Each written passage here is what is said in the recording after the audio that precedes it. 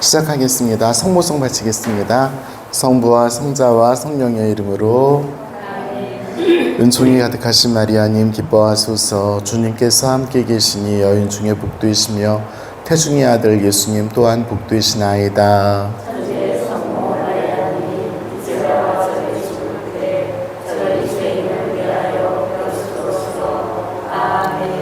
성부와 성자와 성령의 이름으로. 아멘. 많이 더우시죠? 막 더운데 우리 또 에어컨 틀어놓으면 또 그것도 추워요. 그래서 알아서 잘 입었다 벗었다 하시고 에어컨도 그렇게 하시고. 죄송한데 쟤는 좀 꺼줄래요? 그래야지 소리가 좀 더 잘 들릴 것 같아. 껐어요? 에어컨 소리가 이렇게 큰 거예요? 선풍기?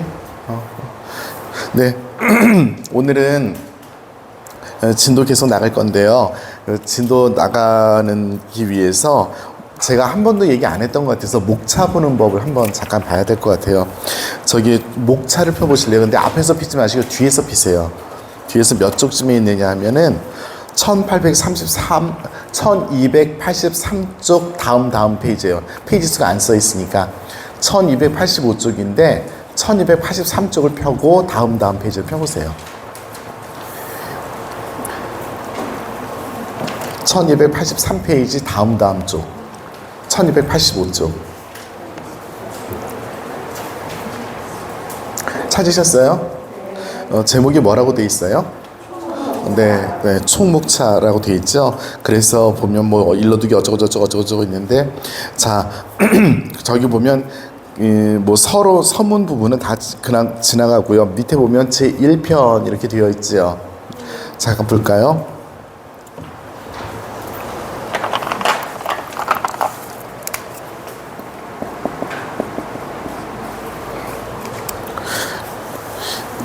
(1편) 밑에 뭐가 있어요?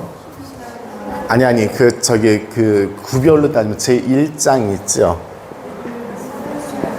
제목이 안 중요해요. 그러니까 편 다음에 장이라는 게 중요해요. 그 다음에 넘겨보시면 1286 쪽에 보면 1장 밑에, 죄송해요. 1장 밑에 1, 2, 3, 4로 또 이렇게 뭐 설명들이 있잖아요. 그죠? 로마 숫자로 써 있어서 그렇긴 하지만 어쨌든 1, 2, 3, 4 이거 뭐 항이라 그래야 될지 단락이라 그래야 될지 모르겠는데 하여튼 그렇게 번호만 있습니다. 자, 그 다음에 2장이 있죠.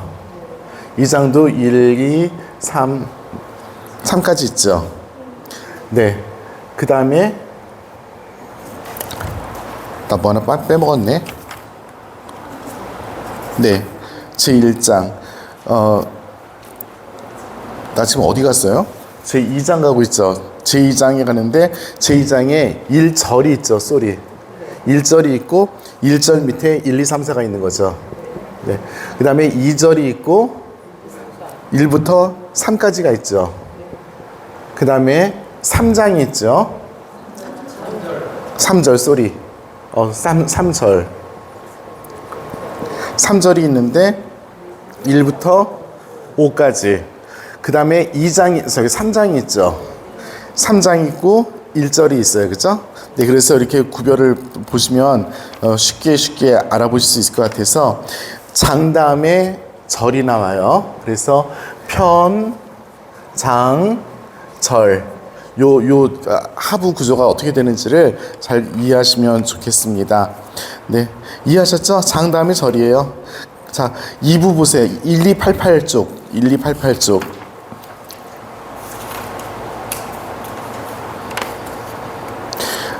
장 다음에 절 다음에 거기는 절이 또 어떻게 나눠지냐면 그 다음 밑에 하부 구조가 뭐가 있냐면 단락이라는 게 있어요. 그죠? 그래서 편, 장, 절, 단락 이 순서대로 외우시면 이 순서는 한번 보시고 지나가면 좋겠습니다. 이게 왜 중요하냐면 지금 우리가 맞닥뜨려야 될 부분에서 굉장히 헷갈릴 수 있기 때문에 그래요. 자, 우리가 지금 어디를 하고 있느냐면 예수님에 대해서 이야기하고 있는데 예수님에 대한 이야기는 1편의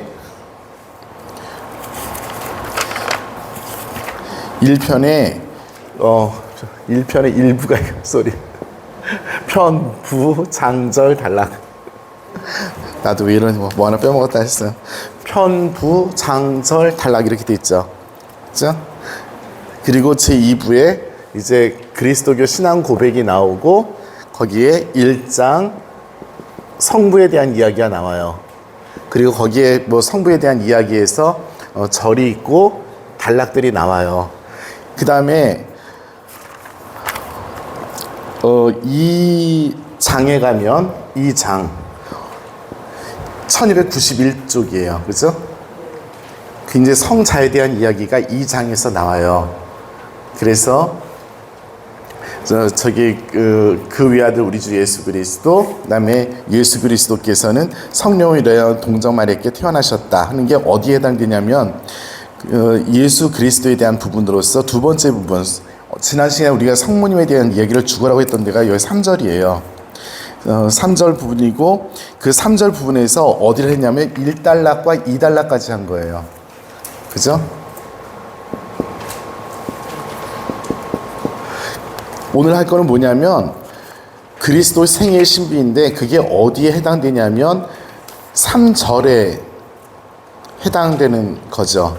3절이 뭐냐면 예수 그리스도께서 성령으로 인하여 동정 마리아께 잉태되어 나셨다. 그래서 잉태되어 나셨다는 그 강생의 신비만 이야기하는 것이 아니라 예수 그리스도의 생애의 신비에 대해서도 이야기를 해요. 왜냐하면 우리가 잘 알고 있듯이 성령으로 인하여 동정 마리아께 잉태되어 나시고 그 다음에 바로 순환에 대한 이야기가 있어요. 본시오 빌라도 통치 아래에서 이렇게 나오죠. 예수님께서 살아계시면서 뭐를 하셨는지에 대한 이야기가 없는 거예요. 그런데 그거를 갖다가 여기 강생의 신비와 순환의 신비 사이에다가 절을 만들어서 지금 넣은 거예요. 그러니까 우리 사도신경이나 니케아 신경을 가만히 보면은 예수님께서 이 지상 생활을 하시면서 무엇을 하셨다는 내용이 구체적으로 언급되어 있지 않아요. 그렇죠? 사도신경도 그렇고 예수님께서 오셔서 무엇을 하셨는지에 대한 이야기가 니케아 신경에도 없어요. 그건 우리가 성경 말씀을 통해서 다 알고 있는데 너무 다 알고 있어서 너무 편하게 생각하셨는지 모르겠으나 한마디라도 좀 넣었으면 교부들이 정말 좋았을 텐데 그걸 홀라당 까드셨네. 그래가지고 사실 이 예수님에 대한 생애의 신비가 강생의 신비 안에 들어가 있는 것처럼 보이지만 강생의 신비와 파스카 신비의 중간에 있는 예수님의 생애의 신비를 우리가 오늘 다룰 거예요. 그러니까 참 오묘하게도 교리서도 고민을 많이 했을 거라고 생각을 해요. 예를 들어서 성령으로 인하여 동정 마리아께 잉태되어 나시고 우리를 위해서 말씀과 기적으로 하나님 나라를 선포하셨으면 요거 한 줄만 넣었어도 인생이 달라질 텐데 그게 없는 거라 신경에는 아주 신경질나게.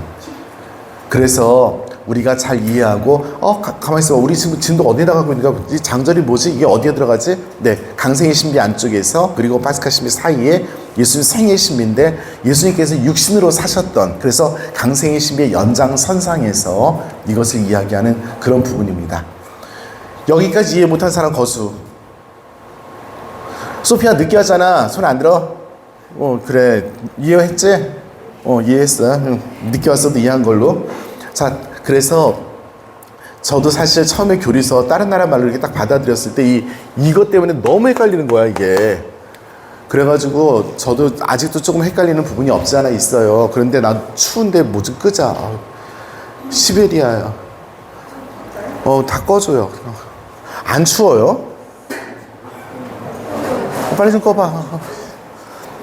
목소리가 달달달 떨리잖아, 추워서. 에어컨은 두고 선풍기를 좀. 바람이 너무 막 들어와.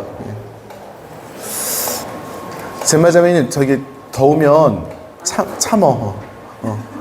딴 방법이 없어. 감사해요.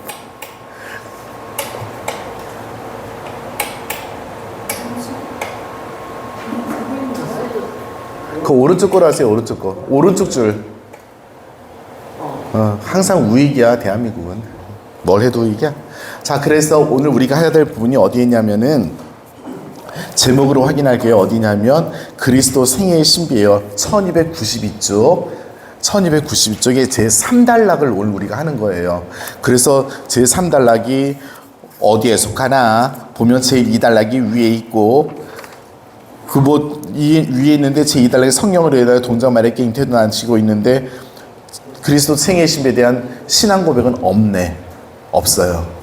네, 안타깝게도 없어요. 하지만 우리는 복음 말씀을 통해서 예수님의 생애에 대해서 너무나 잘 알고 있어요. 그래서 오늘은 사실은 제가 좀 설렁설렁하게 하고, 오늘은 뭐 하는 날이냐면 질문하는 날. 너무 좋죠? 내가 질문하고 여러분이 대답하는 날. 그 화면을 위해서 여기 나와서 한 명씩 대답하는 그런 아름다운 뭐요? 네. 1절 없고 2절, 3절로 나가는데 1절은 어디로 갔어요? 1절은 그 위에 있는 서문 비슷한 그거 있죠? 그게 1절로 때려 들어가는 거예요. 네. 네. 네. 나도 참 궁금한데 그렇게 하시더라고요. 나도 왜 그런지 몰라. 이거 쓴 분이 션본 추기경님이시대. 은퇴하셨어요. 오스트리아 비인에 사셔요. 네, 다녀오세요. 그 인정하신 분은 그 우리 요한바울 2세 교황님이세요. 천국 가서 물어보시고 오시면 참 좋을 것 같으세요. 네. 네. 자, 3달러 그리스도의 생일 신비. 자, 조금 중요해요. 조금 중요하니까 일단 저를 보세요. 자, 우리 예수님의 생애를 한번 짚어봅시다. 태어나셨어요. 돌아가실 때까지 요 사이에 무엇을 하셨는지 우리가 기억나는 대로 막 얘기를 해보는 거예요. 태어나셨고 돌아가신 사이에 예수님께서 무엇을 하셨는가. 뭐 복음서에 다 써있잖아. 그죠? 자, 뭐 하셨어요? 이걸 보지 말아야 돼. 인덱스를 보지, 사례를 보지 말고 나를 보면서 얘기를 해요. 그래야지 우리가 한번 공부를 할 수 있을 것 같아요. 잼마자매님, 뭐 하셨대 예수님께서? 잠깐만 커닝하지 마. 기억나는 거 아무거나 막 얘기하기. 네? 회당에서 하신 게 한두 가지가 아니야. 뭘로 하셨대요? 장사꾼들이 그건 맞는 말씀이에요. 회당하고 성전하고는 구별을 해야 돼요. 성전에서 그걸 하셨죠. 회당은 말씀을 가르치시는 걸 주로 많이 하셨죠. 네. 왜냐하면 회당은 사람들이 모여서 말씀을 나누는 자리고, 성전은 사제들이 제사를 드리는 곳입니다. 완전히 다른 장소예요. 네, 좋습니다. 어쨌든 간에 우리 다 알아들었어요. 또 뭘 하셨대요? 세례를 받으시고. 굿. 가나에서, 네, 좋습니다. 갑자기 묵직이도 생각하는 것 같아. 또 그리고 빛의 신비. 제자들과 최후의 만찬하시고. 어우, 멋있어. 역시 노익장. 에? 뭐라 그래요? 아기 때 봉헌 당하심. 네, 봉헌 당하셨죠. 네. 좋아요. 네. 뭐 묵주기도에 다 나와 있어요. 근데 치사해. 묵주기도 20단 빼고 대답하기. 내가 성경 말씀을 읽었을 때 예수님의 이런 행동과 이런 말씀이 기억났다. 그냥 막 말씀하시면 될 것 같아요. 산상수훈. 네, 산상설교 8가지 진보 8번 때. 네, 좋습니다. 네. 유혹받으신. 제자들, 너무 좋아요. 네, 제자들 불러 모으심. 네. 또 뭐가 있대요? 기적들 하신 것. 그건 굉장히 중요한 부분이죠. 네. 네, 그런 것들 하신 거죠. 자, 이제 가만히 생각을 해보는 거라. 우리가 복음서 순서대로 한번 얘기를 해볼까? 복음서에 어떤 것들이 순서대로 나와 있나? 복음서의 순서대로 말하기 가장 좋은 복음서는 어떤 복음이냐면, 적어도 제 생각으로는 루카 복음서가 굉장히 좋아요. 이유는 뭐냐면, 나중에 루카 복음서하고 지도를 놓고 한번 보세요. 그러면 갈릴레아에서부터 예수님께서 천천히 예루살렘에 가시는 그 지명들이 계속 찍혀 나오는데, 그 행로들을 따라가면서 복음서를 읽기가 가장 좋은 복음서가 루카 복음서예요. 그러면 예수님께서 어느 지역에서 뭘 하시고, 한 발짝 예루살렘으로 더 가시고, 한 발짝 예루살렘 더 가시고, 공관복음에서는 잘 아시다시피 예수님께서 예루살렘에 올라가신 것이 딱 한 번이에요. 요한복음에서는 축제 때마다 올라가셔서 3년이에요. 3번이에요. 그래서 우리가 예수님의 공생활을 3년이라고 이야기하는 것이 요한복음서를 기준으로 이야기하는 것이지만, 공관복음서에서는 갈릴레아 북쪽 지방에서 계속 뭐 하시다가 천천히 남쪽으로 예루살렘 내려가서 딱 한 번 돌아가시는 그런 구조로 되어 있는데, 그게 가장 극명하게 잘 보이는 복음서가 루카 복음서예요. 그러니까 나중에 예루살렘, 이스라엘 성지순례 가실 기회가 있으면 루카 복음서 딱 놓고 여기가 어디 복음서대로 막 가요. 차가 어차피 그렇게 가니까. 그래서 짚어보시면 그것도 굉장히 좋은 포인트가 되리라고 생각합니다. 자, 일단 우리는 그런 생각을 염두에 두고 그래도 우리가 그리스도교 신자로서 우리가 따르는 주님이신 예수님의 삶을, 그 삶의 어떤 파노라마를 잘 이렇게 그려보는 차원에서 지금 여기 나와 있는 그 인덱스의 순서들이 꼭 역사적인 순서는 아니고 복음서의 순서는 아니지만 우리 교리서에서 재구성한 예수님의 인생이에요. 그래서 이 순서들은 어렴풋하게나마 좀 외웠으면 하는 바람입니다. 그래야지 예수님 인생이 보이죠. 자, 이 예수님의 생애의 신비는 모두 세 부분으로 나눠져 있어요. 그죠? 첫 번째 부분은 예수님 생애에 대한 전체적인 설명입니다. 그 설명을 어떤 단어로 설명하냐면 신비라는 말로 설명을 해요. 그렇죠? 신비는 무엇이냐면 감추어진 비의, 하느님의 비의인 거죠. 그 말은 뭐냐면 예수님의 삶은 모두 다 하느님의 것이었고 하느님께서 당신을 드러내시는 과정들이었고 그래서 우리가 잘 알지 못하지만 반드시 의미가 있는 놀라운 과정이었다라는 것을 이야기하는 것이 바로 이 전제 조건인 거죠. 그래서 하느님의 이 그리스도의 생애는 신비이다. 그래서 예수님 신비의 공통적인 특징이 무엇인가 이따 확인하겠습니다. 그리고 그다음에 우리가 예수님의 신비에 참여하려면 어떠한 마음을 가져야 되는가. 여기는 친교라고 얘기했는데 뭐 당연히 친교죠. 근데 친교를 여기서는 나와 옆에 있는 사람들의 친교가 아니라 하느님과 나와의 친교를 이야기하는 것이겠죠. 당연히. 그렇죠? 네. 그래서 이건 어떻게 보면은 약간 서론이면서 결론인 부분이고요. 자, 이제 예수님의 삶에 대해서 얘기할 때 크게 어린 시절, 즉 공생활 이전의 사생활과 그 다음에 공생활을 이렇게 나누어서 설명을 하고 있어요. 그래서 아까 말씀하신 대로 이런 환희의 신비에 드러나 있는 부분들이 사생활에 들어가 있는 것일 거고요. 나머지 고통의 신비, 빛의 신비와 고통의 신비가 공생활에 들어갈 텐데 특별히 빛의 신비에 대한 부분이 우리들 이 부분이죠. 왜냐하면 요 다음 단락에 파스카 신비, 즉 순환과 죽음과 부활에 대한 이야기가 신경에 나오기 때문에 여기는 신경이 안 나오니까 지금 이렇게 나눠서 설명을 하는 거였죠. 자, 한번 그래서 그 순서를 볼까요? 두 번째 부분이 되겠죠. 예수님의 어린 시절과 숨은 생활의 신비. 그래서 준비. 예수님께서 오시기 전에 준비가 어떤 것인가. 예수님 오시도록 인류가 어떻게 준비했고 구체적으로 인류의 대표자인 성모님께서 어떻게 준비했는가라는 이야기를 하게 되겠죠. 그리고 성탄의 신비, 어린 시절의 신비, 아까 말씀하셨던 그 유아 시절의 그 어떤 에피소드들에 대한 이야기고요. 예수님께서 나자렛에서 정착한 이야기는 또 다른 이야기. 그래서 그렇게 구별을 해서 모두 4개로 이렇게 포함을 하고 있습니다. 자, 저를 보세요. 준비. 예수님 태어나기 위해서 인류가 뭘 준비했대요? 복음서에 의하면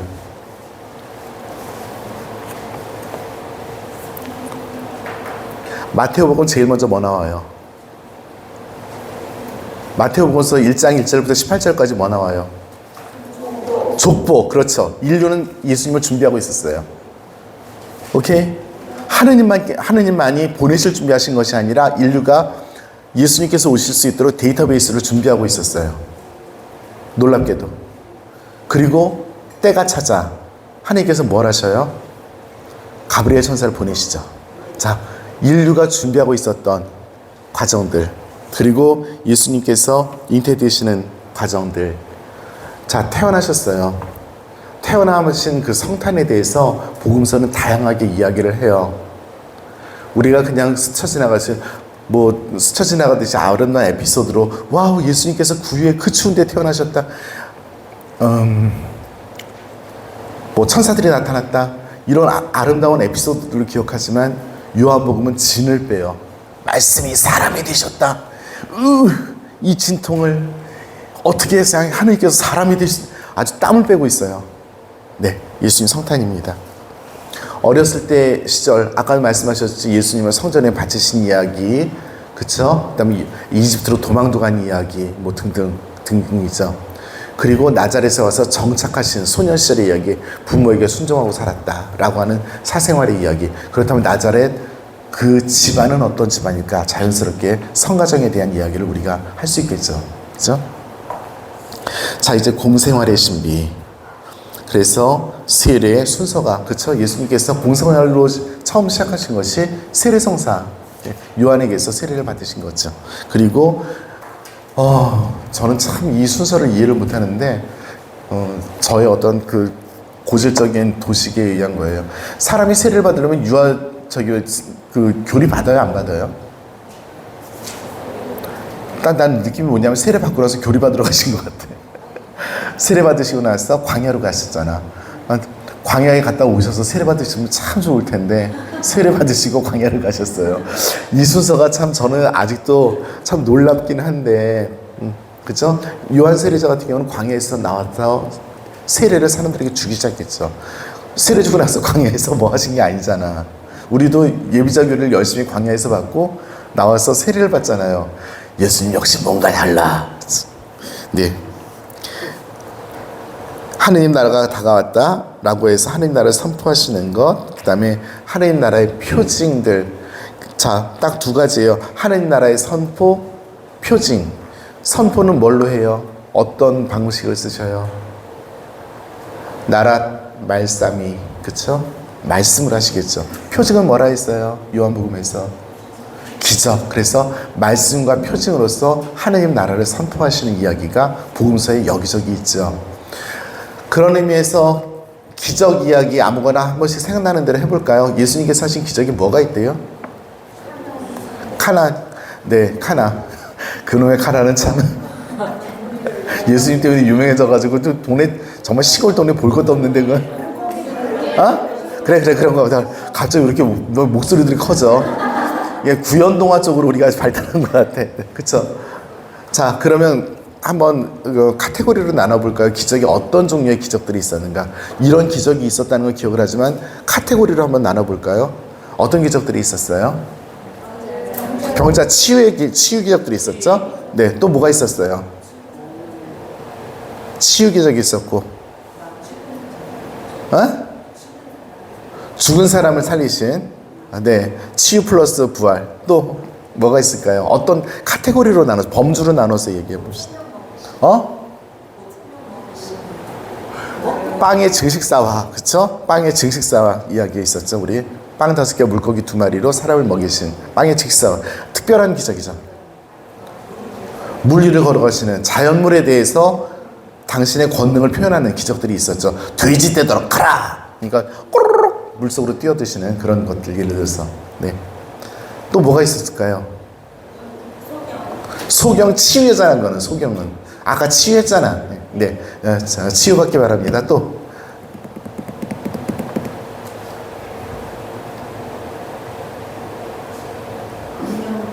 악령, 즉 마귀에 대한, 굉장히 중요해요. 마귀에 대한, 네, 자연물과 어떤 인격체인 거죠, 마귀는. 그죠? 네. 또 어떤 기적이 있을까요?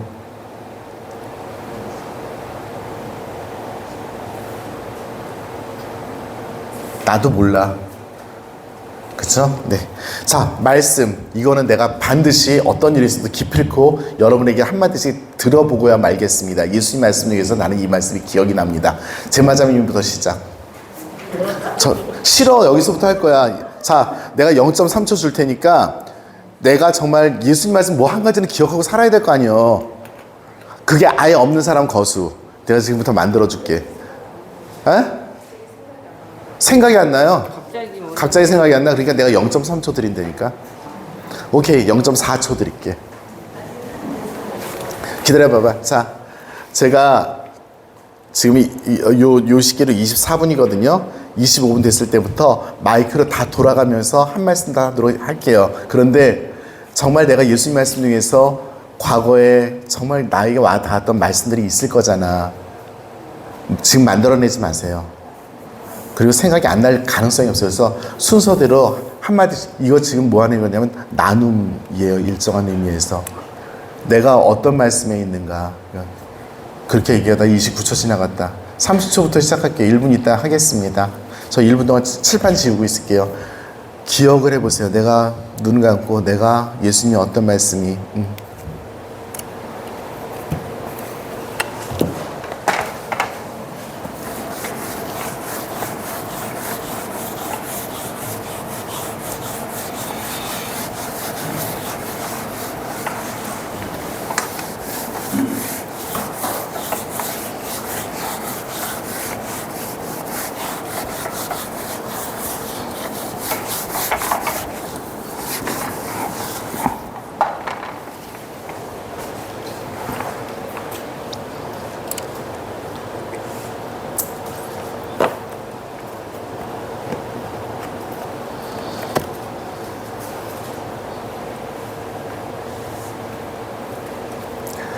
5초 전.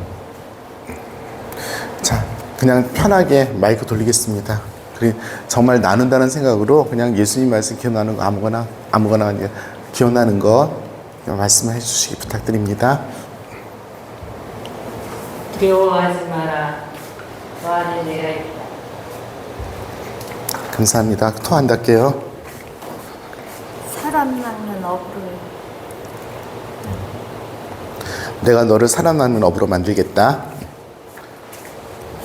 주님은 나의 목자 아쉬운 것 얻노라. 예수님 말씀이기도 하지만 시편 말씀이기도 해요. 네. 가장 보잘것 없는 자에게 해준 것이 나에게 해준 것이다. 네, 감사합니다. 너희는 나를 누구라고 생각하느냐? 나는 살아있는 빵이다. 네, 감사합니다. 너희는 나를 누구라고 생각하느냐라는 질문과 나는 살아있는 빵이다는 문맥으로는 좀 떨어져 있긴 하겠죠. 그렇죠? 네, 그래도 감사합니다. 두 가지 말씀해 주셨어요. 내가 너희를 사랑한 것처럼 너희도 서로 사랑하여. 그건 함부로 쓰지 마, 내 거야.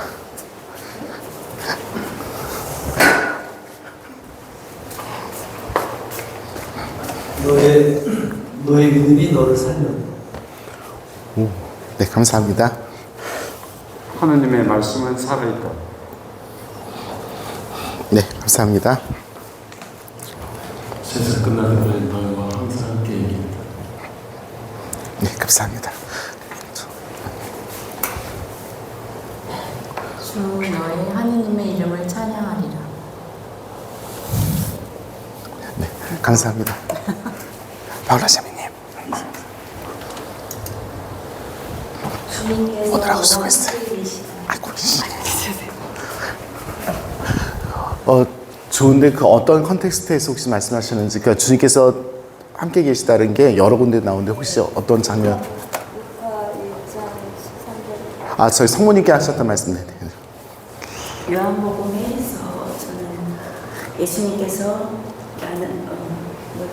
나를 친구라 불렀다. 그거 아닌가? 네, 그게 좋아요. 좀 마태복음에서 스문니들 보시는 예수님께서 너에게 갚아주실 것이다. 어제 하느님으로 바뀌었어요. 예수님이 아니라 성경이. 내 십자가를 지고 나를 따르라. 빨리 와요. 그쪽이야? 응. 서로 사랑하여라. 네, 감사합니다. 네 십자가인데 나의 십자가, 그러니까 본인의 십자가를 지고 따르라는 말씀이에요. 다 예수님의 십자가를 지고 따르라는 말씀이 아니고. 가거라 네 믿음이 너를 구원하였다. 네, 치유받은 하혈병 걸렸던 자매한테 하셨던 말씀이죠. 이는 내 사랑하는 아들, 내 마음에 드는 아들이다. 네, 예수님께서 하신 말씀은 아닐 거예요. 하나님께서 하신 말씀이죠. 복음서에 나오긴 합니다. 나를 따르라. 네가 들어. 나를 따르라. 나를 심판하지 마. 그래서 나는 길이요 진리요 생명이다. 아이고, 야. 다니기도 힘들어. 두려워하지 마라. 내가 너희와 함께 있다.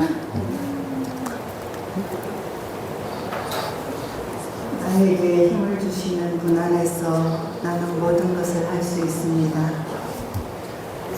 네, 감사합니다.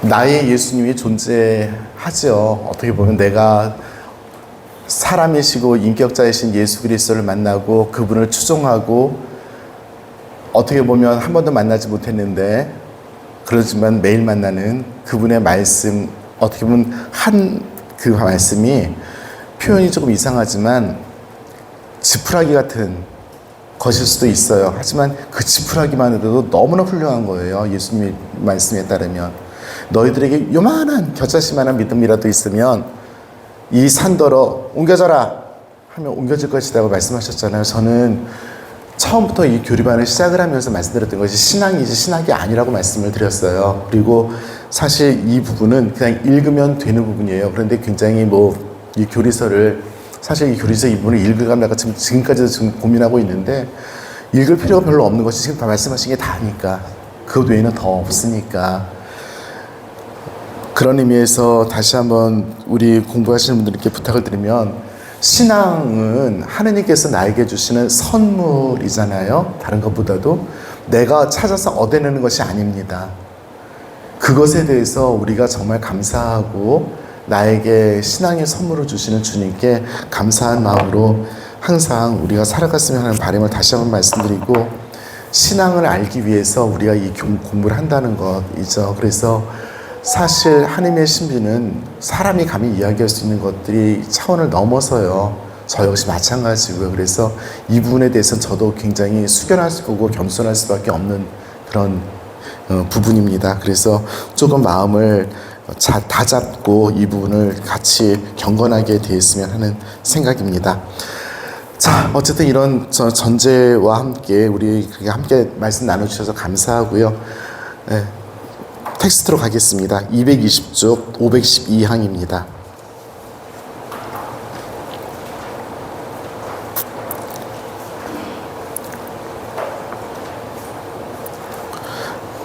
찾으셨습니까? 512항 맨 밑에 보면 예수님의 신비는 가장 큰 신비가 두 가지라고 분명히 이야기를 해요. 강생의 신비와 파스카 신비예요. 예수님의 신비를 이야기할 때는 강생의 신비와 파스카 신비입니다. 그러니까 이 지상생활에서 사셨던 이야기는 이 두 개의 신비 사이에 있는 하지만 어떤 신비의 차원에서 봤을 때 이게 격이 떨어지는 그런 얘기가 아니라 두 신비를 이어줄 수 있는 유일한 매개체가 이 예수님의 삶입니다. 더불어서 한마디 더하면 우리들의 삶도 우리들이 영원한 생명으로 나가는 유일한 매개체예요. 우리들의 삶도 예수님도 그러하셨듯이. 네. 자, 514항 그리스도의 전생에는 신비다 라고 이야기를 합니다. 그러면서 어디 갔냐? 요한복음서의 이야기를 그 514항 맨 마지막에 써놓고 있어요. 요한복음서 맨 마지막입니다. 사람들이 예수님께서는 그리스도이시며 하느님의 아들이심을 믿고 또 그렇게 믿어서 주님의 이름으로 생명을 얻게 하려는 것이다 해서 예수님에 대한 이야기를 쓴 목적을 요한복음은 이렇게 이야기를 하고 있어요. 여기서 사족입니다. 이건 100% 사족이니까 요한복음 20장을 펴보세요. 이건 100% 사족이에요. 요한복음 20장을 펴보세요. 요한복음 20장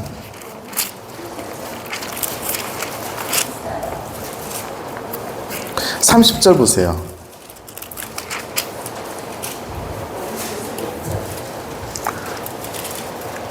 네, 그렇게 보시면 요한복음입니다. 요한 묵시록, 요한 일서가 아니라 요한복음입니다. 천천히 펴시기 바랍니다. 20장 30절을 보면 복음서의 목적이라고 써 있는데 원래 본 텍스트에는 없지요. 이 제목들은 없다고 분명히 말씀을 드렸습니다. 요한 복음사가는 1장부터 시작된 복음서를 마감을 지으면서 매듭을 지으면서 이 책을 쓴 목적은 사람들이 신앙을 얻고 그래서 그 신앙 때문에 영원한 생명을 얻게 되기를 바랍니다 라고 해서 20장으로 끝나요. 그런데 갑자기 21장에 일곱 제자에게 나타나신 이야기들이 나와요. 요한복음서를 공부하신 분들은 아시겠지만 이건 부록입니다. 나중에 붙여진 거예요. 그래서 제가 사족이라고 말씀드린 것이 교리서하고 상관없는 이야기를 드렸어요. 그래서 21장은 원래 20장까지 완결된 하나의 복음서에 나중에 덧붙여진 거예요. 참고로 아시기 바랍니다. 자, 어쨌든 복음서의 이야기들은 굉장히 많은 것들이 있는데 그것들이 우리들 말씀하셨던 그런 것들이고요. 자, 516항 보세요. 516항.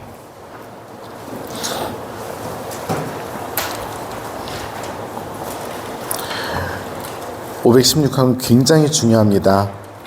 516항 예수님 신비의 공통적인 특징에서 516, 17, 18 이 세 가지에서 세 가지 항에서 한 단어씩을 다 소개를 하고 있어요. 자, 516강 첫 번째 줄입니다. 그리스도의 전생에는 성부의 계시이다. 말씀과 행동, 침묵과 고통, 존재와 표현 방식 모두 다 성부의 계시다. 즉 예수님께서 공생활에서 하신 것은 아버지가 누구신지를 알려준 것. 이게 첫 번째 특징입니다. 성부를 계시한 것. 성부의 계시한 게 좀 헷갈리는데 성부를 계시한 것 하면 좋을 것 같죠. 그렇죠? 아버지를 드러내 보인 것. 두 번째 517항에서 얘기하는 건 구원의 신비라는 것입니다. 예수님의 모든 신비는, 그러니까 삶은 구원을 위한 것이라는 것입니다. 그리고 518항에서는 뭐라고 하냐면 총괄 시련, 레카피둘라시오라고 표현된 그 총괄 시련인데 무엇이냐면 이것은 원죄로서 단절된 하느님과 인간의 관계를 이어주고 인간과 인간 사이의 관계를 다시 이어주는 서로가 하나가 되는 그런 공동체를 만들어내는 그것입니다. 그래서 거기에 표현으로 하면 518항 세 번째 줄에 원초적인 소명을 회복시킨다라고 표현을 했어요. 그걸 총괄 시련이라고 표현을 합니다. 원죄 이전의 상태로 돌려준. 그런데 저를 보세요. 이것 우리가 정말 원죄 이전의 상태로만 돌아갔는가? 아니면 무엇인가 더 알았는가? 무엇인가 더 얻어냈는가? 구원이라는 차원이 단순히 원죄 이전의 상태로 돌아간만인가? 그 이상에 무엇이 있는가는 우리가 항상 고민을 해야 되는 거죠. 우리 교회는 분명히 이야기합니다. 우리가 원죄로서 타락한 것 이전의 상태로 돌아간 것뿐만이 아니라 무엇인가 더 깨달았고 무엇인가 더 얻어낸 것이 있고 무엇인가 더 하느님과 친밀해진 것이 있다라고 우리는 단언해요. 죄와 고통은 놀랍게도 그러한 역할을 합니다. 네. 자, 519항 우리가 예수님의 신비에 참여하는 친교는 그냥 읽어보십시오. 네, 그냥 뭐 강론 시간에 맨날 듣던 그런 얘기들입니다. 자, 522항 예수님의 어린 시절의 신비에서 준비가 무엇인가를 얘기를 합니다. 그래서 첫 번째 522항에는 인류가 준비하고 있었고 인류를 준비시키시는 분은 하느님이시다 라는 이야기입니다. 인류가 준비하고 있었다는 얘기는 인류는 자기의 삶을 살았어요. 그 와중에 하느님께서 그 인류를 이끄셔서 예수님을 받아들일 시기를 만드셨고 예수님을 받아들일 준비를 하셨다라는 것입니다. 그리고 두 번째 부분에서 요한 세례자에 대한 이야기를 하고 있습니다. 요한 세례자가 누구인지에 대해서 좀 잘 설명을 하고 있는데 523항은 요한 세례자에 대한 설명이 그래도 좀 어떻게 보면 다양한 타이틀로서 잘 나와 있는 부분이에요. 그래서 여기는 읽어보도록 하겠습니다. 자, 여기서 그냥 기억합시다. 요한 세례자의 탄생 축일이 몇 월 며칠이에요? 6월 24일이죠? 네. 순교 기념일은? 순교 기념일. 오늘이 며칠이에요? 오늘 8월 19일 무슨 요일이죠, 오늘이? 19, 20, 21, 22. 다음 주 목요일 29일이에요. 29일이 요한 세례자의 순교 기념일이에요. 그래서 요한 세례자에 대한 이 두 날을 같이 기억하시기 부탁을 드립니다. 요한 세례자의 탄생 기념일은 6월 24일이고, 그러니까 탄생 대축일입니다. 이날은 대축일이고, 순교 기념일은 8월 29일입니다. 자, 523항은 같이 제가 읽겠습니다. 세례자 요한은 주님의 길을 닦기 위하여 파견된 주님 직전의 선구자이다. 선구자를 영어로 뭐라 그래요?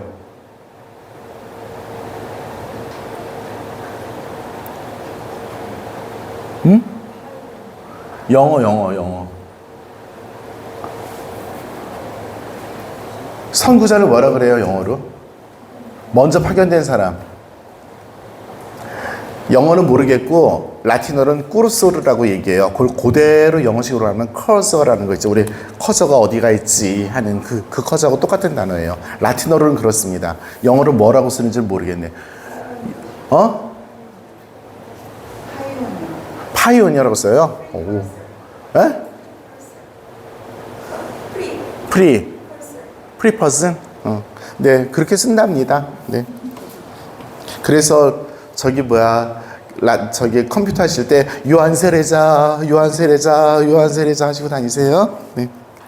파견된 직전에 주님 직전의 선구자이다. 지극히 높으신 하느님의 예언자인 요한은 모든 예언자를 능가하는 마지막 예언자이며 복음의 시작이다.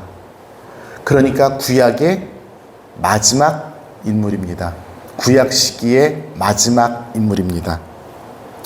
모든 예언자를 능가하는 예언자인 이유가 무엇일까요?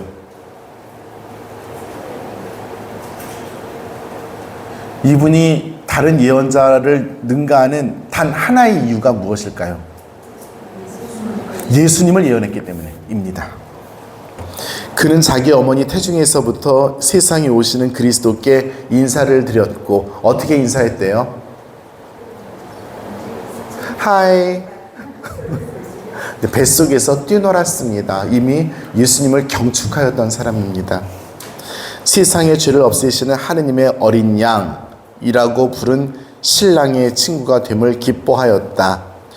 예수님이 지나갈 때 요한 세례자가 이야기합니다. 제자들에게 저기 하느님의 어린 양이 지나가신다. 그리고 신랑이 왔으니 이제 나는 점점 작아져야 한다. 엘리야의 정신과 능력을 가지고 예수님에 앞서 온 그는, 엘리야가 누구예요? 예언자 중에 대표 예언자죠. 이분이 신약 성경에서 복음서에서 언제 등장해요? 특별히 지난 8월 6일에 우리가 지냈던 주님의 거룩한 변모 축일에 예수님께서 예언자의 대표자로서 엘리야를, 율법의 대표자로서 모세와 함께 땅 따먹게 하고 계시던, 땅 따먹게 해서 뭐지? 쎄? 뭐지 이거? 공기? 그런 거 하고 계시던. 왜 땅 따먹기라고 그랬을까? 오징어가 이상인가? 네, 그런 거 하시고 계셨던 분입니다. 예수님에 앞서온 그는 설교와 회개의 세례, 그리고 마침내 자신의 순교로 예수님을 증언한다입니다. 네, 그래서 예수님에 앞서 순교하신 위대한 예언자이기도 합니다. 자, 사실 요 523항이 세례자 요한에 대해서 집약적으로 제일 잘 설명하는 항이에요. 그러니까 요거 잘 기억하시면 좋겠고요. 이렇게 살았던 요한 세례자에 대해서 예수님께서 뭐라고 말씀하셨냐면, 여인의 몸에서 태어난 사람들 중에서 요한 세례자보다 더 큰 인물은 없다라고 극찬하십니다. 그리고 한마디 더 하시죠. 그러나 신약의 시대에 나의 말을 듣고 믿는 사람은 그 사람보다 하늘에서 더 크다 해서 새로운 시대가 열렸음을 예수님께서 말씀을 하셔요. 자, 524장. 교회는 매년 대림식이 어쩌고저쩌고 읽어보세요. 자, 성탄의 신비. 지금까지 대림식이죠. 그러니까 대림식에는 인류 역사를 총망라하는 시기예요. 단순하게 집약적으로 예수님께서 오실 것, 이것만 기억하는 것이 아니라 어둠 속에서 찬란한 빛을 기다리던 인류 전체를 이야기하는 그런 시기입니다. 자, 그런 의미에서 우리 잠깐 족보를 볼까요? 족보. 마태복음 1장 1절을 보세요.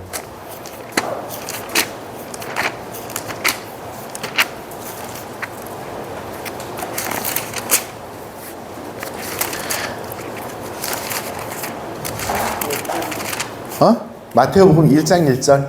거기 보면 예수님의 족보가 나오죠. 자, 그 1장 1절. 다윗의 후손이시며 아브라함의 자손이신 예수 그리스도의 족보.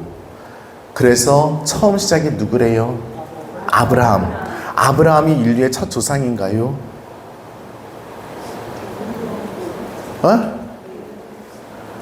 예수님은 아브라함의 후손인 거는 그렇다 치는데 아브라함부터 인류가 시작이 되었을까요?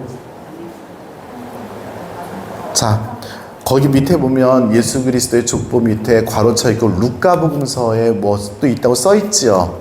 네, 거기를 한번 가볼까요? 루카복음 3장 23절이라고 써 있습니다.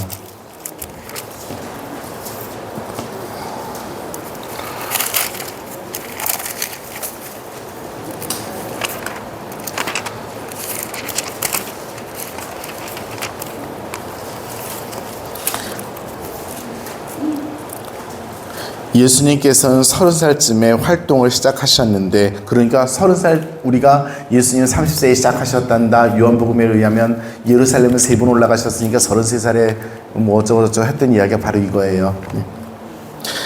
그분들은 그분을 요셉의 아들로 여겼다. 요셉은 엘리의 아들, 엘리는 마탓의 아들, 마탓은 레위의 아들이랍니다.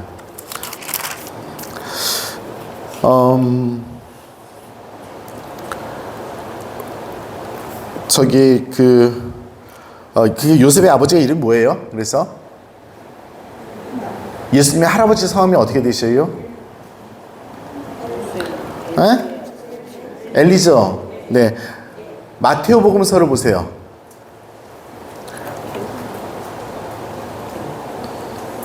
1장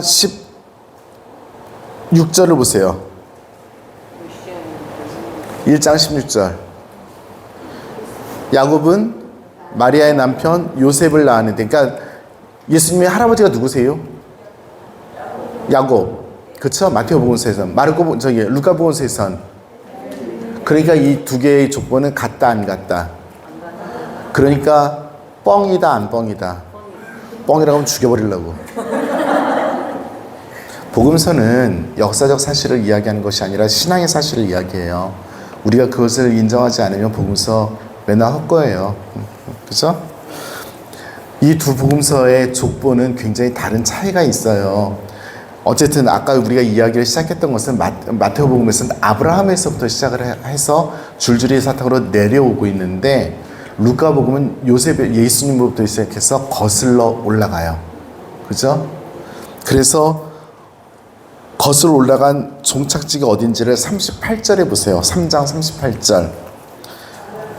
케나는 루카복음 3장 38절. 루카복음. 마테오복음은 아브라함에서부터 예수님까지 내려왔잖아요. 루카복음은 예수님부터 거슬러 올라가서 어떻게 되냐면 38절에 보면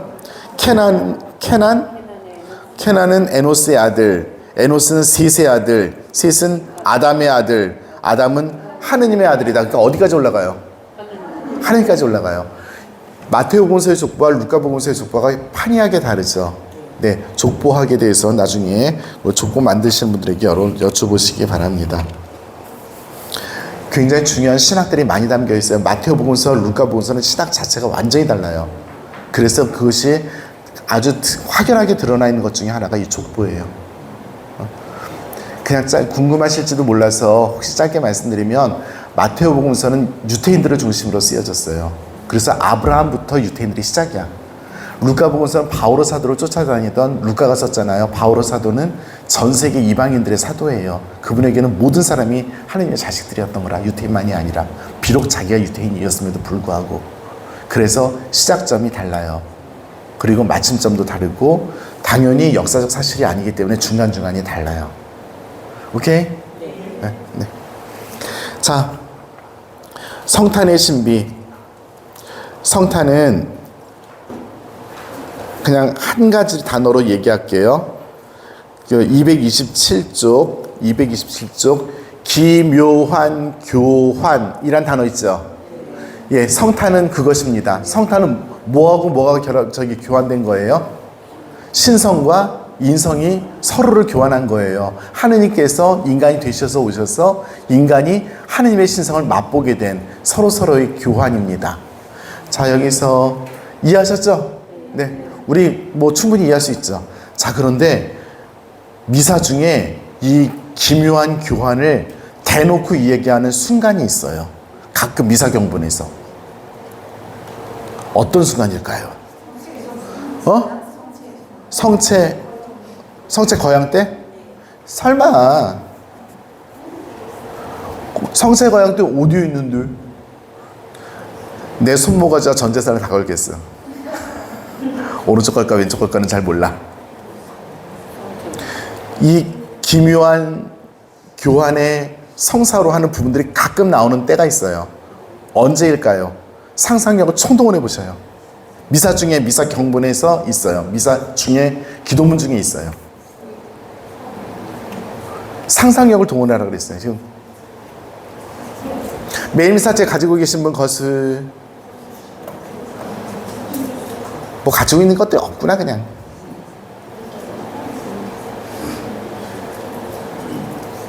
며칠 전에 있었던 것 같은데 아 저기 있다.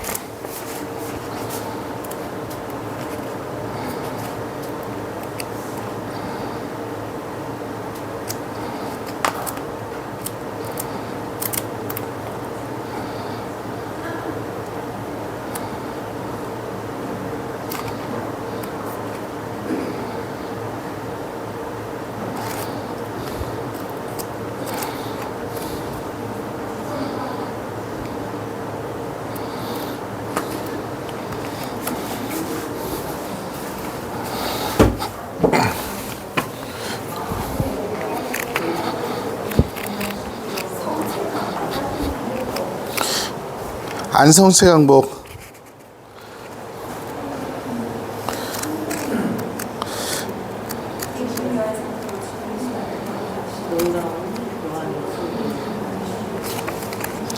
이상하다.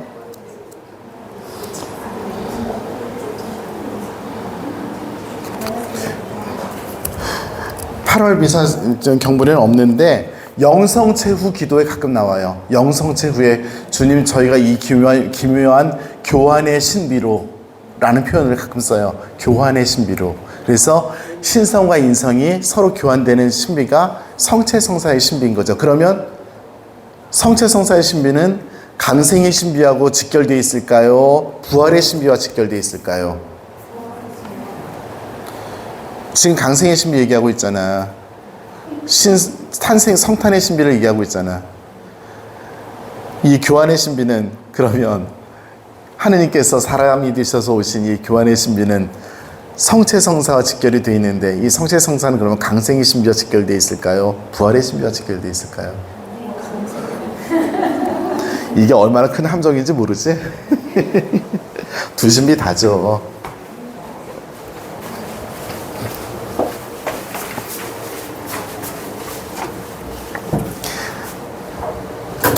어떻게 그냥 강생의 신비라고 우리가 쉽게 그냥 처녀덕스럽게 얘기하지만 성체성사는 강생의 신비와 파스카 신비가 함께 연결이 되어 있는 거죠. 그렇죠? 네. 네. 같이 잘 묵상하시기 바랍니다. 뭐 묵상하고 자시고 할 것도 없어요. 그냥 답이라. 자, 교환의 신비. 교환의 신비.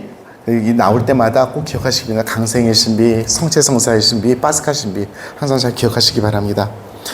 예수님 어린 시절의 신비. 그냥 읽어보세요. 모를 게 하나도 없어. 예수님 나자렛 생활의 신비. 532랑 예수님께서는 당신의 일생의 많은 기간을 대부분의 사람들과 같은 조건으로 사셨다. 그리고 네 번째 줄 공동체 안에서의 생활이었다 라고 얘기하고, 공동체는 크게 두 개의 공동체가 있어서 예수님께는 가정이라는 공동체가 있었고 유태교 사회라는 공동체가 있었어요. 두 사회의 공통점은 신앙 공동체라는 거예요. 가정 안에서 하느님을 배웠고 유태교 사회가, 유태인 사회가 신앙 공동체 사회있죠. 일반 사회 삶도 네 그랬습니다. 네, 532항 부모에게 효도하시면서 사셨대요. 부모에게 효도하시면서 사셨다고 합니다. 네. 534항 조금 중요합니다. 성전에서 예수님을 다시 찾은 일, 묵주기도 무슨 신비 몇 단? 환희의 신비? 네, 이럴 줄 알았어. 4단은 무슨 4단이야. 4단 날라고 이제. 우리 헷갈려요. 4단은 예수님을, 어린 예수님을 8일째 되는 날 봉헌한 것을 이야기하는 거고, 5단은 예수님께서 예루살렘 성전에 같이 가셔서 거기서 율법학자들하고 쎄쎄쎄 하시느라고 길을 잃어버리셨던 그 이야기입니다. 534항 다시 읽겠습니다.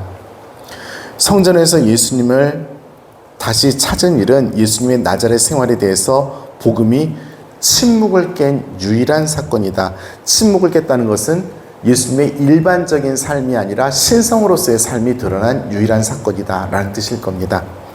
이 사건에서 예수님께서는 하느님 아들의 사명에 자신을 전적으로 바치신 신비를 엿볼 수 있게 합니다.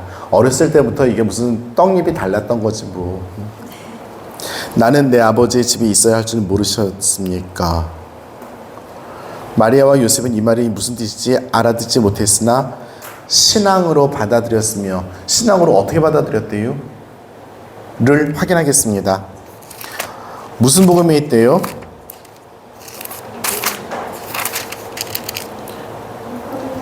루카 복음이에요. 네, 몇 장에 있대요?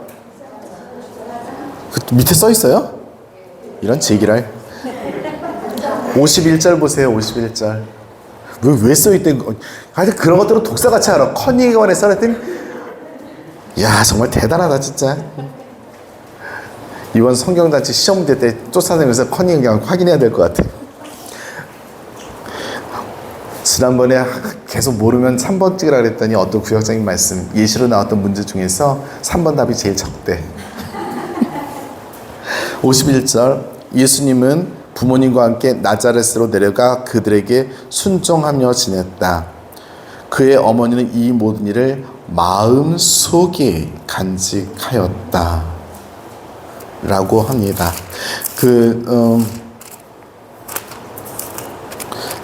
죄송해요. 잠깐만. 여기 어디냐면은 서울인데 마음속에 간직하다, 이것이 도대체 무슨 뜻일까를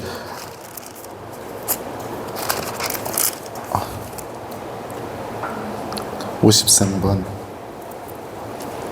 1장 66절 각주를 참고하래요. 1장 66절 각주를 참고하면 85번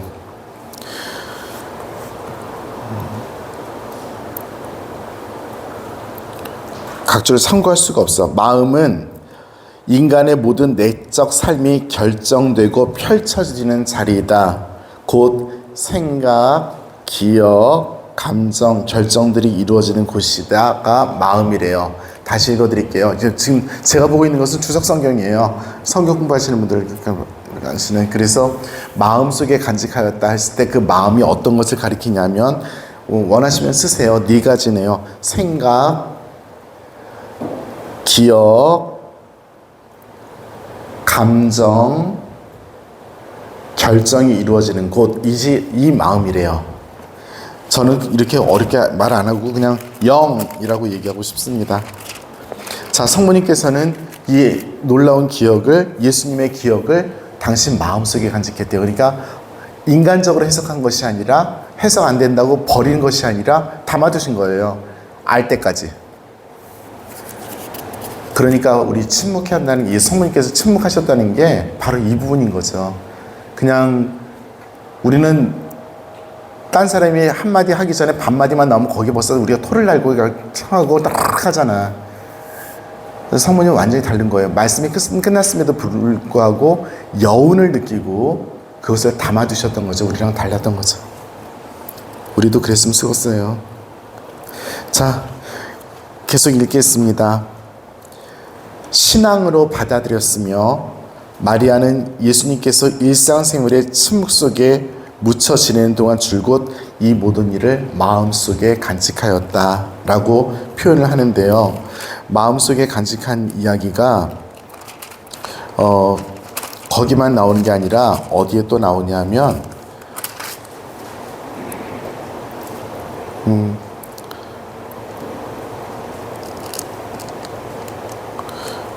아이고 어디 갔냐. 네, 이거 찾은 말씀드릴게요. 지금 갑자기 눈이 생각이 안 난다. 네.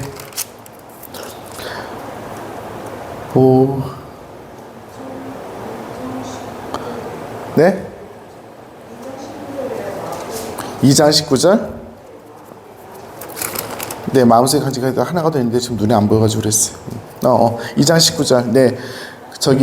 목자들이 와서 예수님 탄생 때 목자들이 와서 천사들에 대한 이야기를 하니까 2장 19절에 마리아는 이 모든 일을 마음속에 간직하고 곰곰이 되새겼다 라고 표현되어 있죠. 그래서 이 두 부분에서 성모님께서 마음속에 간직하신 예수님의 신비들입니다.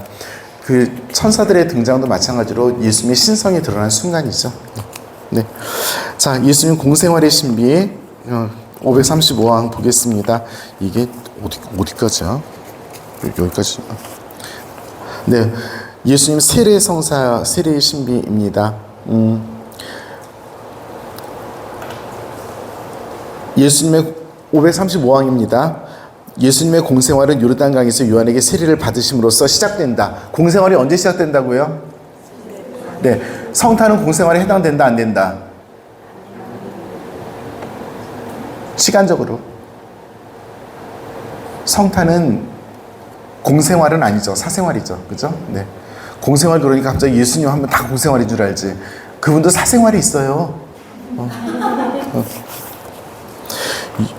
시작된다 라고 이야기합니다. 그리고 231쪽 세 번째 줄, 세례자 요한은 망설이지만 예수님께서는 굳이 세례를 받으신다. 그리고 이것이 하느님의 아들로서 드러난 공현 에피파니아이다 라고 이야기를 합니다. 공현. 자, 저를 보세요. 주님 공연 대축일이 언제예요? 주님 공연 대축일이 언제예요?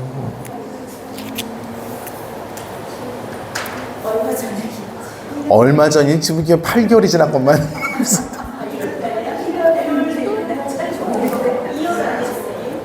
어저께 날짜로 1월로 바뀌었어요.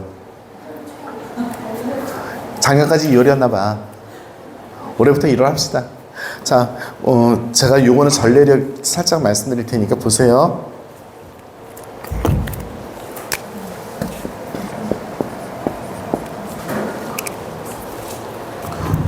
뭔 날?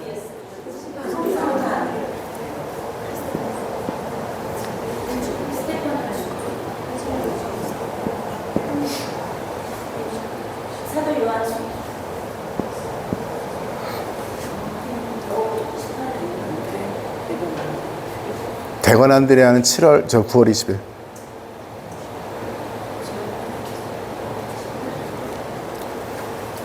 다시 해봅시다. 성탄, 스테파노, 요한, 사도예요. 사도이면서 복음사가이신 무지한 아이들 순교축일이에요.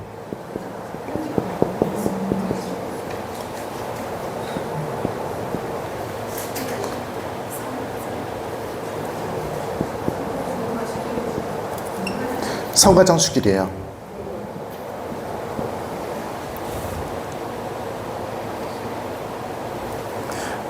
그냥 성인이 있어요. 실베스텔.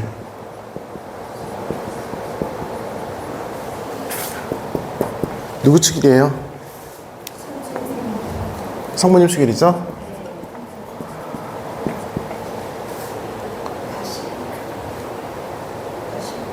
바실리오와 한 사람이 아닐 것 같아서.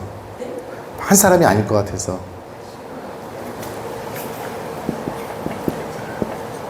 (3일)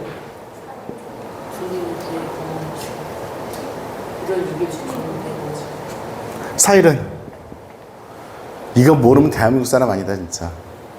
일사부터 해. (5일은) 장날.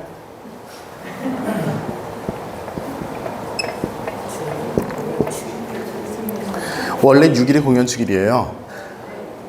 근데 이 공연축일 날 어떤 거를 기념해요? 어떤 공연축일 날 복음이 뭐예요?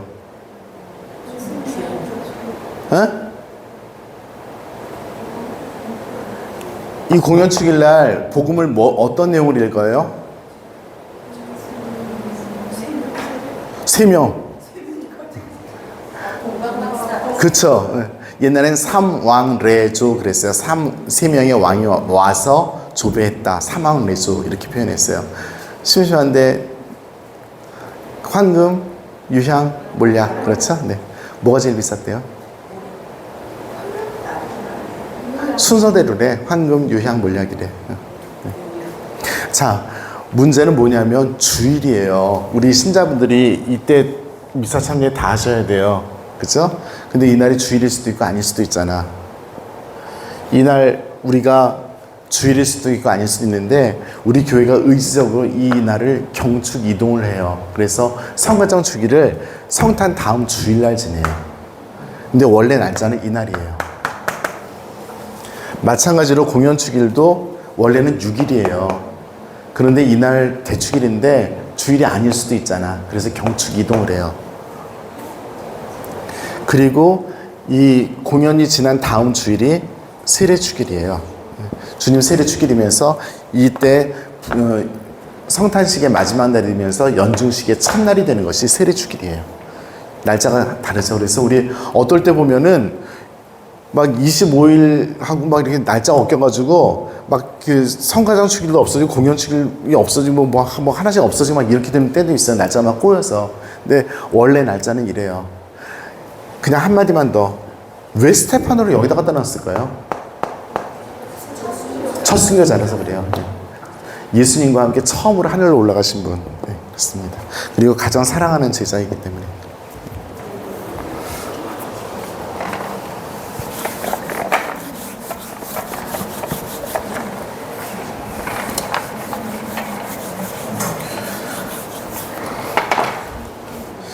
이런 너저분한 이야기를 한 이유는 지금 예수님께서 세례를 받을 때 공현이래, 에피파니아래요.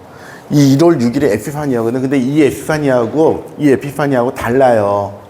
그쵸? 여기는 예수님께서 세례를 받으실 때 하느님이심이 드러났잖아. 근데 여기 공연은 세례하고 상관없이 왕들이 와가지고 임금님 그러고 있는 거잖아. 그쵸? 그래서 우리가 축일을 지내는 에피파니아하고 이 에피파니아하고는 달라요. 교리서에서 얘기할 때 이날이 공연 축일인가 보다 이렇게 생각하지 마시라는 얘기예요. 오케이? 공현은 정확하게 표현하면 이 에피파니아라는 말은 신현이에요. 하느님께서 드러나심. 그런데 그 하느님께서 드러나신데 공적으로 드러나셨기 때문에 공현이 되는 거예요. 오케이?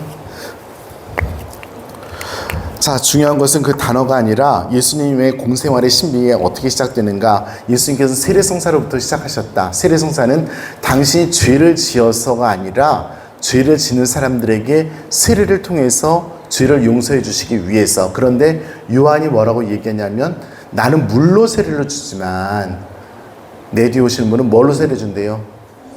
성령으로. 근데 성령이 어떻게 세례를 주신대요? 성령께서 세례를 준다는 말이 뭘 뜻해요? 성령께서 언제 오셨대요?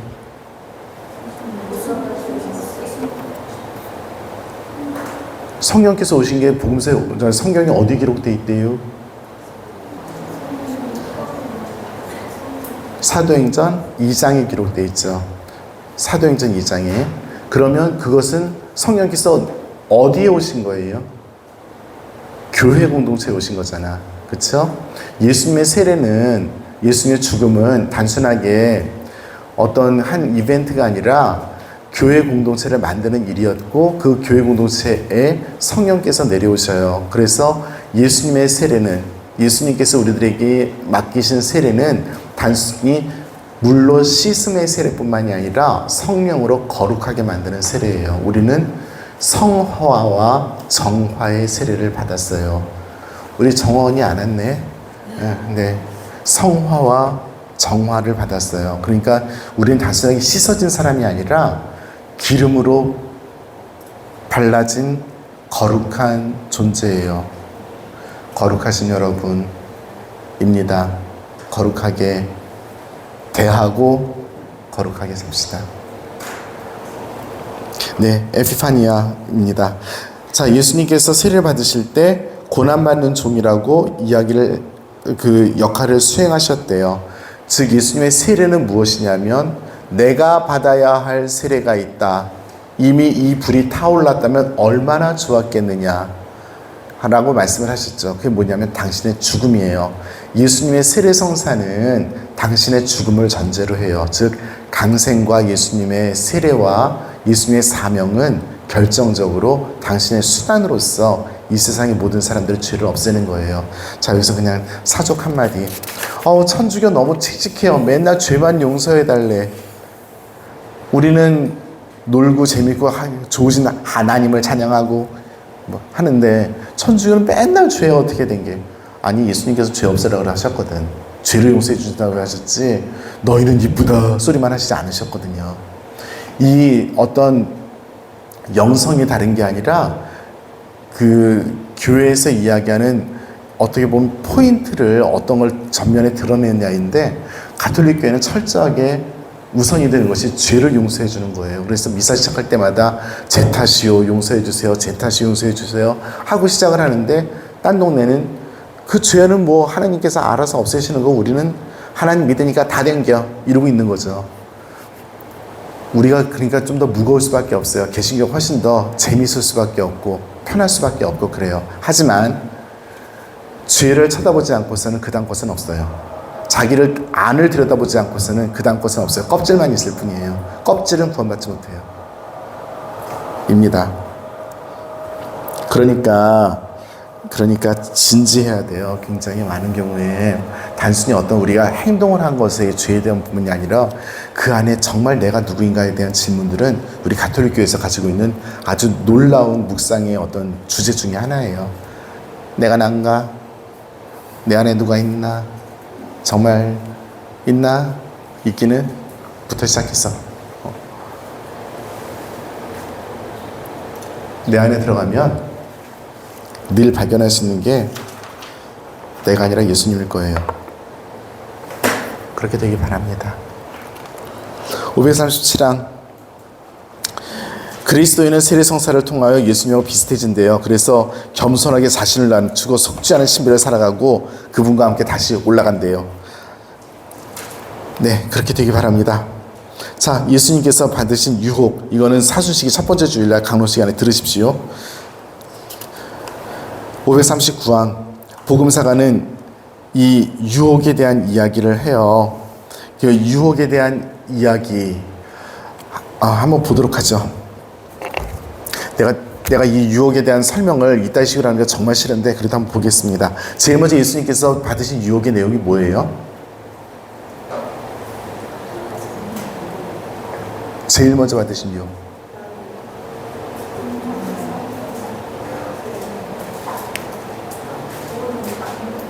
돌을? 그쵸. 근데 내가 돌을 안 하고도 빵으로 소리 좀 했으면 쓰겠어. 그죠? 네.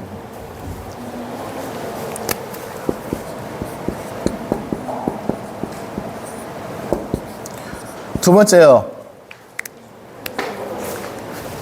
두 번째는 뭐였어요?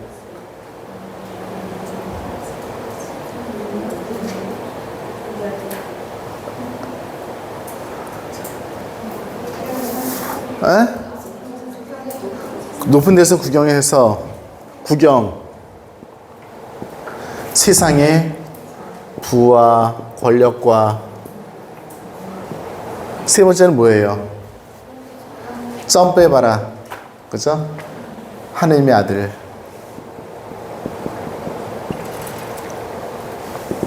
그냥 단순한 유혹들이에요. 그죠? 우리 어떤 그 물질에 대한 유혹들, 뭐 권력에 대한 유혹들, 교만함에 대한 유혹들인 거죠. 내가 하나님보다 높아지려는.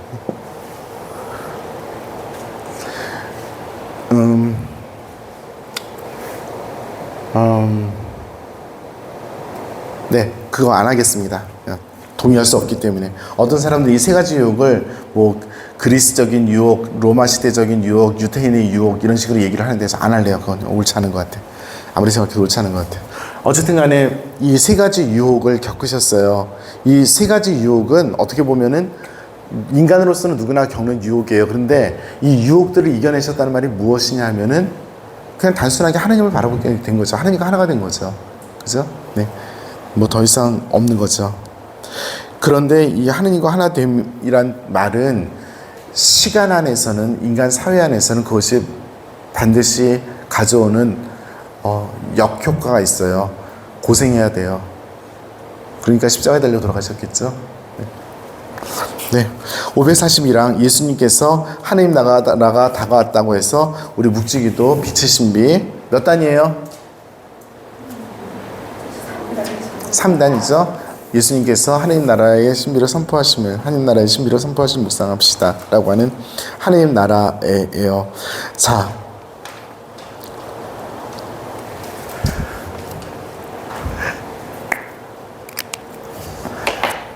나도 몰라. 그래서 물어볼게요. 하나님 나라가 도대체 어떻게 생기고 어떤 데예요?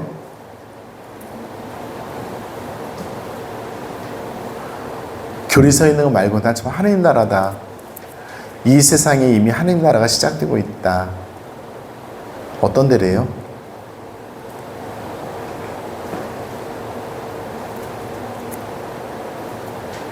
교리서는 뭐라고 이야기하냐면은 540 그러니까 234쪽 보면은 맨 첫 번째 줄에 하느님의 뜻은 인간을 들어 당신 신적 생명에 참여하는 것이 하느님 나라래요. 아버지께서는 당신의 아들 예수 그리스도를 중심으로 사람들을 모으심으로써 일을 행하신다. 이것이 바로 교회다. 이는 지상에서 하느님 나라의 싹과 시작이 된다라고 이야기를 한대요. 그러니까 가장 중요한 것은 무엇이냐? 하느님 나라는 하느님의 생명에 참여하는 것입니다. 그런데 이렇게 멋있는 말 표현이 도대체 뭐냐고. 그래서 그 꼴이 어떻게 생겼냐고. 모습이 무엇이고 어떤 형태냐고. 우리는 어떻게 느끼고 있냐고. 입니다.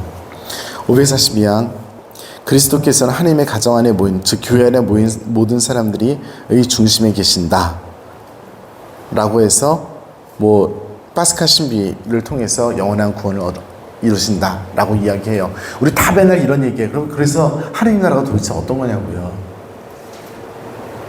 예수님께서 하나님 나라를 선포하신 묵상합시다. 도대체 그 나라가 어떤 나라냐고요. 이것에 대해서 우리가 계속 잘 공부하도록 합시다. 어떤 것을 이야기할 때 무엇은 무엇이다 라고 이야기하는 방법이 있고요. 무엇은 무엇이 아니다 라고 말할 수 있는 방법이 있어요.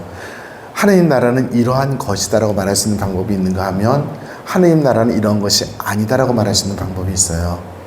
그런데 예를 들어서요, 우리 제마자매님 이렇게 계시잖아. 우리 제마자매이 계신데 멋지시잖아. 제마자매는 멋지다 라고 표현하는 것과 제마자매는 멋지지 않다 라고 말하는 표현은 완전히 다른 거예요. 그 어떤 디스크립션의 차이뿐만이 아니라 그 말이 가지고 있는 함의가 완전히 다른 거죠. 그죠?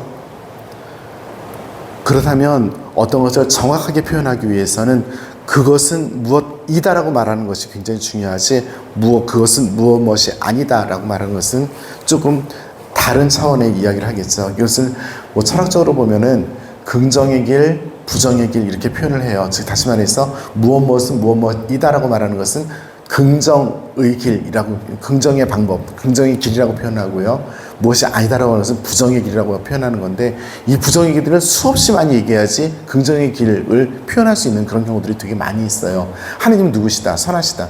하느님은 누구가 아니다. 굉장히 어려운 얘기예요. 그리고 어떤 신비를 이야기할 때 적어도 이거는 아닐 거다 얘기하는 것과 적어도 이럴 수밖에 없다, 이것이다 라고 얘기하는 것은 완전히 차원이 다른 거죠. 저는 이 얘기를 왜 하느냐면, 우리들 마음 안에 하나님 나라는 어떤 것이다 라는 말을 긍정의 길로 한마디씩 하실 수 있으면 좋겠어요. 많이 기도하시고 많이 체험하시고 특별히 딱 한 가지예요. 사랑에 대한 체험이에요. 사랑이 뭐예요? 제가 요즘에 강론 가끔 일부러 따옴표를 집어넣어서 하는 표현이 있어요. 제가 친 강론들 혹시 보시면 항상 그 이상의 것, 항상 그 이상이신 이라고 써요. 단순하게 초월이라고 표현한 그 정도가 아니에요. 항상 그 이상이신, 무한한 지평이신 하느님, 그리고 무한한 지평인 우리들의 삶, 이런 것들에 대해서 계속 이야기하고 있거든요.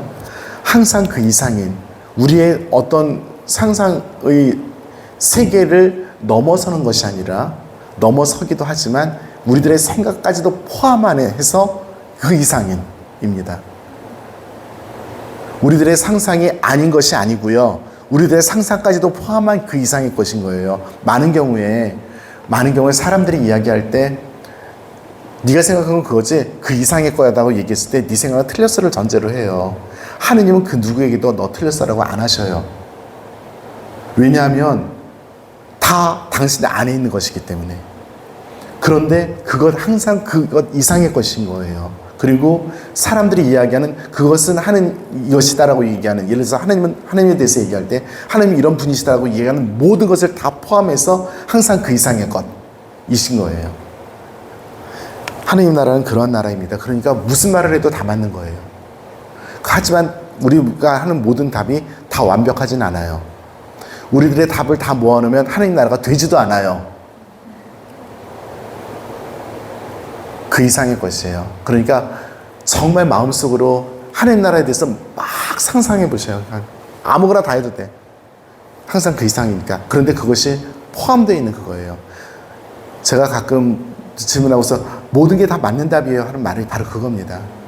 모든 게 다 왜냐하면 우리 다 하나님 손바닥 안에 있으니까. 자, 예수님께서 543항 하나님 나라를 선포하셨대요. 그리고 547항 보면 표징도 보여주셨대요. 를 읽어보시기 바랍니다. 반드시 읽으세요. 내가 얘기 안 해도 이건 너무 쉬운 부분이라. 그리고 복음서에서 맨날 만났는데 그걸 갖다 말씀은 이러이러한 카테고리로 나눠져 있습니다. 표징은 이러이러한 카테고리로 나눠져 있습니다. 그건 무슨 뜻입니다. 읽을 수 있을 거라고 저는 생각합니다. 못 읽는 사람은 한 번 더 읽으세요. 못 읽을 수가 없어요. 이거는 우리가 맨날 들었던 복음서의 말씀이기 때문에. 그래서 이거는 제가 그냥 읽으시라고 할 거고요. 다음 시간에는 551항부터 하겠습니다. 551항. 여기는 조금 중요하기 때문에 551항부터 다음 시간에 하겠습니다. 오늘이 며칠이지? 8월 15일. 오늘 15일? 19일. 551항부터 하겠습니다. 그때까지 그 앞에 것들은 읽어보세요. 제가 일부러 이것까지 하면 내가 자존심이 상할 것 같아. 왜냐하면 복음서에 다 써있고 맨날 묵상하시던 거이기 때문에 카테고리화만 시켜놨을 뿐이에요. 교리서에는. 거기에 몇 가지 단어가 조금 이런 거였구나 라고 느끼시는 게 있을지 모르지만 그건 하실 수 있을 거라고 생각합니다. 저는 대충 오늘 할 말 다 했는데 하실 말씀 있으신 분? 끝. 성부와 성자와 성령의 이름으로. 영광이 성부와 성자와 성령께. 성부와 성자와 성령의 이름으로.